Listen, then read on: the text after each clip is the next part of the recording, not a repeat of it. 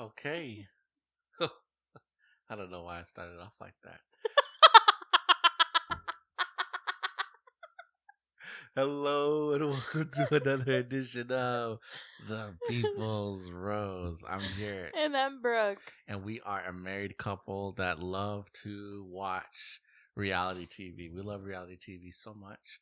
We started a podcast and we told all our friends about it. And we do it whether people listen or not. That's just how much we love reality TV. You know, we're obviously low budget over here, but at least you don't have ads. You know, we don't. This is a good podcast here because you don't have any ads. You can just listen to us uninterrupted for hours. Right, no ads. But I wouldn't say we're low budget. There's low budget and then there's us. Well, the way my microphone sounded last time, not great. I've But adjusted I'm for doing that. better. We're doing better this time. I said we're not low. We're lower budget. How about that? Okay, fair. There you go. Fair.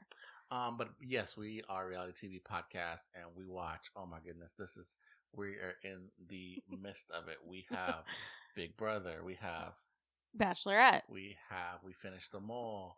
We are watching Claim to fame. Right, and then there's another USA reality TV show that we've never heard of, Anonymous. We're gonna try that out too. Okay. We got all kinds of stuff that are if you're into reality TV and talking and listening about it, even after watching it, you're in luck because that's what this is.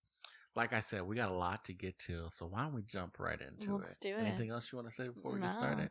Let's talk Bachelorette. It's week 3 of Jenn's Bachelorette season. We are in. Did you write down where we're in? I kind of forgot. We're still in Australia. We're still in Australia. Yeah. That's right. We got so many reality TV shows. The Mole was in Malaysia.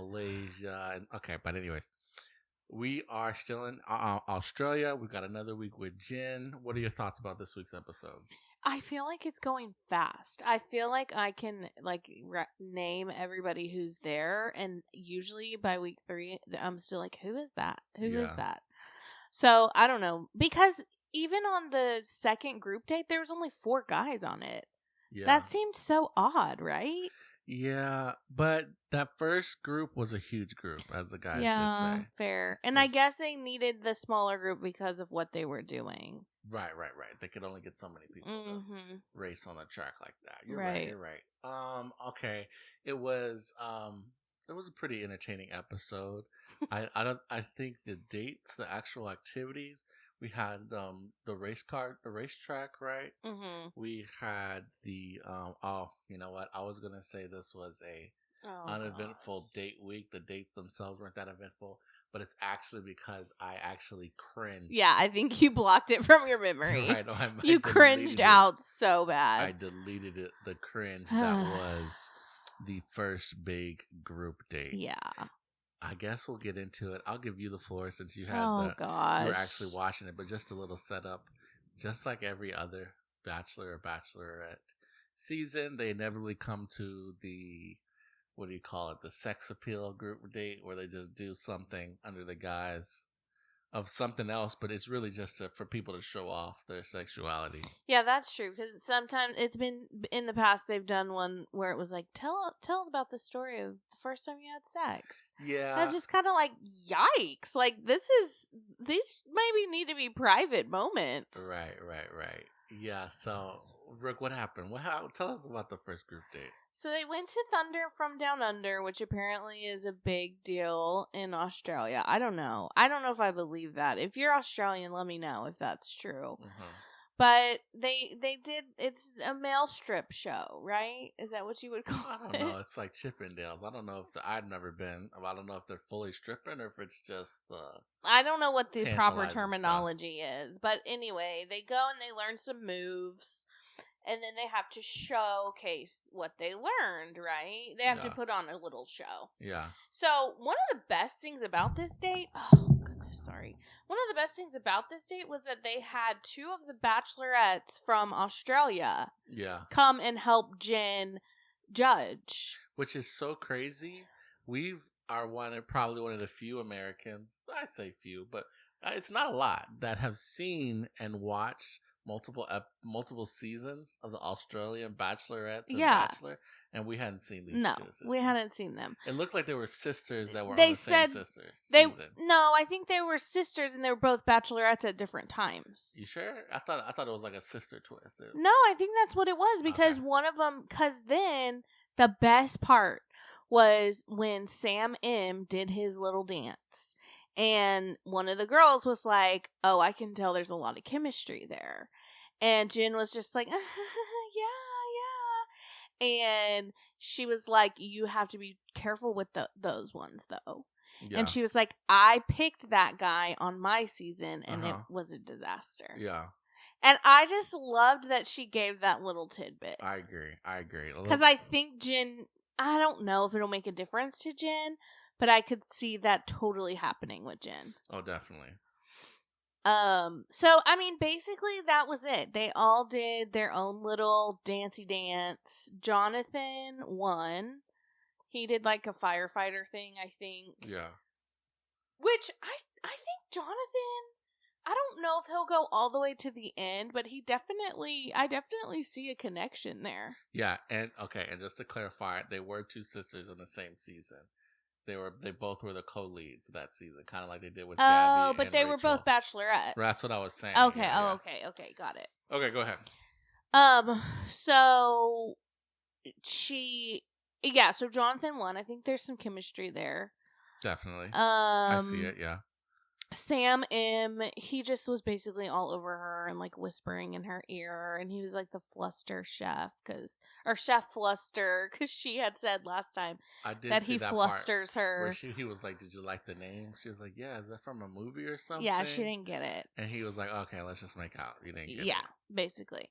And then we had the biggest cringe moment, which was Sam N, the love virgin, so the one who has never been in love. He's just so he goes up. First of all, he's very nervous, and during practice he sprains his thumb.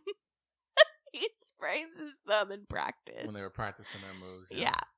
So then, and don't get me wrong, I would not want to do this either. So I guess he was like, "Okay, how do I not do this, but do something?" Right. He gets up there and he's like, cut the music. So he goes silent. And everybody's like, "Oh, okay, where's this going?" And basically he gives this speech about how Jenn, has his heart, and he doesn't need to, take his clothes off. He just needs her to know. He was like, "You wanted us to bare our souls?" That's what it was, yeah. Well, I'm about to bare mine. Continue. And then he said, "I'm falling in love with you." And everyone... Week three. Everyone was aghast. Like... I mean, someone said it, I think Sam M said, like, the dude has never been in love. Like, how does he know? And Devin kind of came to his defense and was kind of just like, "Dude, if that's what he feels, that's what he feels. Let it be." Yeah. And that I agree with. I do agree with that. But the thing that bothers me is it seemed like he was just doing it to get out of having to do the dance. He wanted to. It wasn't genuine. Because I did see the parts where also he was putting out the idea of the group date at all. He was like, "I didn't come here to gyrate my hips. Yes. I came here," you know what I mean? Yes. So it's like, I feel like he was also trying to like throw a Hail Mary and get a reaction of, "You're right. I don't know why we were all twerking. We should have been expressing our love. And I respect that you didn't degrade yourself." Right. When really it was just like, "Hey, we were all just kind of having fun." Yeah. And then you kind of threw a wet blanket, but not just a wet blanket, like a love blanket. Yeah. So I feel like it wasn't as pure intentioned and he kind of deserved to cringe a little bit. Right. Because even if he didn't want to do it, like again, not everyone would have wanted to. Right. He could have handled it a different way. Mm-hmm. Devin didn't want to do it, but he just went up there and just, I know I'm going to make a fool of myself. Exactly. I'll just do it. Exactly. And that, he didn't win, but he didn't bomb. Like, well, but then when they had the party afterwards, yeah, he did tell Jenn, like, that was really hard for me. I used to be like a fat kid, right, and I've had like weight fluctuations. right, I'm not comfortable with myself, but I right. did it, and it was fun. Yeah. And she gave him the rose. So she obviously liked that he was vulnerable, but did Right. like put his best foot forward regardless. And he did it at the right time. Yeah. He showed her, hey, yeah, I can still have a good time. I can still, have fun. Right. But, let's, like you said, be vulnerable. Right. So, but also at that party, him and Sam M start going at it again because Sam N and Thomas are bullying right. Sam M, right, the love virgin. Right. And Devin is kind of like sticking up for him. Right. And then in the like one-on-ones, in the moments, yeah. ITMs. Yeah.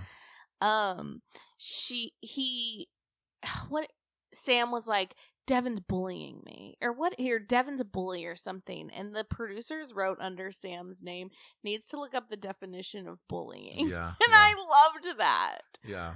I love when they troll like that. Yeah, Sam in general. This is why and this is the vibes I got from him immediately, which is why I was so.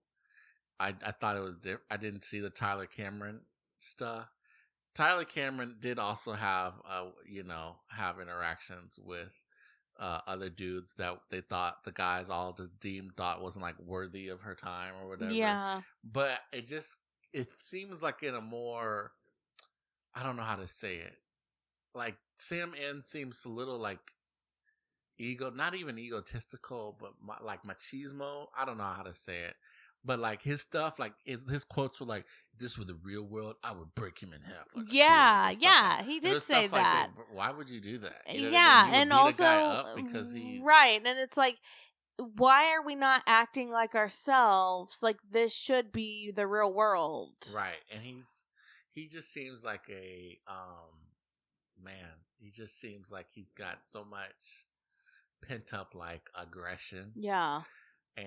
But not in the like competitive way, but just red flag way. Yeah, for sure.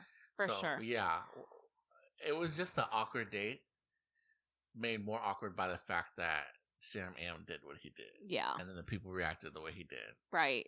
They were always going to find a reason that night, Devin and Thomas and Sam, to get mad at each other. They just don't like each other. Was it that or the cocktail party where he was basically all over Jenn when they were talking, like when they had their time together, and she was like, "You haven't asked me to be your girlfriend yet." What was that? Yeah. That is bothering me. Yeah, and this is the problem. My dad is so convinced that Sam M is gonna win, right? But I actually think he's so far behind because okay, we get it. Y'all have sexual chemistry. Y'all have tension. What's there left? It was like middle school conversation. Are you my boyfriend? It was. It felt so immature to me. And he was like, like smooth, like, will you be my girlfriend? But he was doing it weird. He was like making out with her and like not really saying it, but then kind of said it. It was so odd. This is actually, that's a great point because I feel like this kind of brings up the extremes. You got Sam, who is like all like tension, you know what I mean? No vulnerability, just chemistry. Mm-hmm. Then you've got Sam N, is that his name? Mm-hmm. Who is all vulnerability, seemingly zero chemistry, not trying, you know what I mean? Yeah. Then you've got Devin, who's kind of somewhere in the middle. Yeah. Of her being attracted to his personality, maybe his looks as well, but he's also finding the right times to be vulnerable and smooth. Yeah. Yeah. You're exactly right. Yeah. It's just it's also like, what are you talking about? Will you be my girlfriend? You're dating 10 other guys. Right. And then I think that was after the group date. Okay. At the cocktail. Yeah. Noah goes home, which we'll talk about in a second. Yeah. Then everybody. Aaron. Aaron, I'm sorry. Noah's brother. Yeah. Aaron goes home, which we will talk about. And then everyone is like, oh, a little frazzled by it. Yeah. And he comes in there like, being the whole like, oh, you ready to make out? And she's like, you're not at least a little concerned about what I said? Wanna... Because she made a declaration to everybody saying like, hey, if you're not here for the right reasons, because he was saying people weren't, I need you to get up and go. Right. And he was like, no, that doesn't concern me. I'm not worried about it. And he's like, and actually, what's his name? Aaron? Aaron was one of my boys, Yeah, so he was like, yeah, I'm a little sad because I've liked Aaron. And she's like, what? What? This is not, you know what I mean? Right. So this is why I think, I actually don't think he's got much longer. How? Now, she could keep it going with them, but I just actually don't see it. I think she will. I think she will. Yeah, I think she'll see it till the bitter end. Unless he's the one that goes and comes back, and that's why she's so shocked. No, because that's next episode. Yeah, the next true. episode is the guy coming back. They showed in the previews someone from somewhere that she's just like, why is she here? I feel like it's not going to be a shock factor to have an ex that we know nothing about come on the show. I think that will be a shock factor. You think? Yeah, because this is how they'll do it. You'll get the the footsteps. You'll see the shadow. You'll see just his shoes, and she'll look. Why is he here? What's going on? And then he'll come and he'll sit in the little chair for the ITMs, the diary room, and be like, what's up? My name's Blake. Not Blake. I know Jenn from college. She was the love of my life, and I messed up, and I couldn't let the show go forward without me coming and trying. Gosh. And that's the dramatic entrance, you know what I'm saying? Maybe. Because I feel like they would have hinted a little bit more if it was someone we knew. Maybe. And she has been talking a lot about all of her toxic past relationships. Exactly. That's the foreshadow. Yeah. Think about when a contestant comes back. They talk about it for weeks in advance. True. They're like, oh, they'll even have like someone saying, he's so crazy. Who knows when he might come back? And then they'll cut to someone crawling out of the woods or something. Yeah, true. So I think it's just an X. True. Okay. Anything of Sam, Devin, and Noah, or do we want to? Sam, Devin, and Thomas, or do we want to go to Aaron? Well, we can pick back up on that at the cocktail party, because they start fighting again at the cocktail party. Who? Oh yeah. Sam, Aaron, and Devin. Well, Aaron, Hakeem, or Sam and Devin. Yeah. Aaron, Hakeem, and Jeremy and Austin, they go do just laps and race cars. Yeah. It's funny because Aaron said he drove stick. He was the only one that said he drove stick. And I think he said he's even driven on the right-hand side. Yeah. And he lost to Austin, who I guess has just got natural swag and an aura that Aaron can't compete with. I think so. And I think people really like Austin on the outside, too. Austin seems like a cool guy. Yeah. I know people probably judge him because of the mullet, but he just seems chill. What? People love mullets right now. Right. People love mullets. And then there's also people that are like, mullets are back? What are we doing? Like, there's people who, do they know how to mullet? For every comment of praise on the internet, there's another comment. Okay. All right. These people are losers. That's just how it's contrarian. That's just how the world is. Okay. But prior to the date, Aaron gets a call from his Air Force. Oh, yeah. And they're like, hey, you wanted to be a pilot, right? Mm-hmm. Okay, your dates now's the time. We just confirmed your dates. They don't really tell us how big of a conflict the dates are. Yeah. Like, is it a next week thing? Or is it like, why keep going if I'm going to leave in 3 weeks kind of thing? Or like it's in a month, but I need to go see my family first. We don't know. You need to get prepared and stuff. Yeah. Yeah, so I guess he's like... So he goes through the whole day without saying anything. He's like... I guess he wants to see if he's going to fall in love in one group date. I think if he would have gotten the rose, it might have made him double, or what am I saying? Question it again. Mm-hmm. But he didn't. Who did get the rose? I believe it was Jeremy. Jeremy. I'm not a fan of Jeremy. To be honest, the first night, screen, I kind of tune out. The first night, he ruined it for me. Any chance he had because of the car. Yeah. Well, I thought he handled himself well when the New Jersey guy was like, "I'm actually gonna get in the car." He was like, all right, but cool, the whatever. way he was talking about the car, I was just like, okay. Yeah. But, yeah, okay, so Jeremy got it. So I think that to Aaron he was kind of like, oh, maybe I should just go. Like, it's not going to be enough time. Because he didn't even do it after the group date. He did it at the cocktail Yeah. party, where he's like, "Look, I'm out, but just so you know, and I respect this process so much, and I like you so much. There's some guys who aren't ready, and so of course she's like, who are the guys?" Right. Well, the crazy thing is it was like such a good, mature conversation before, where he was just like, "This has been my dream. Yeah. I gotta go," and she was just like, "I totally respect that. I would never want to hold you back, from your dreams. Different timing, different circumstances, sure, right. And then he's like, "Well, before I go, just want to let you know, some men aren't here for the right reasons, but I'm not naming names. Not gonna say." And she was understandably very annoyed. Yeah. And very like, what?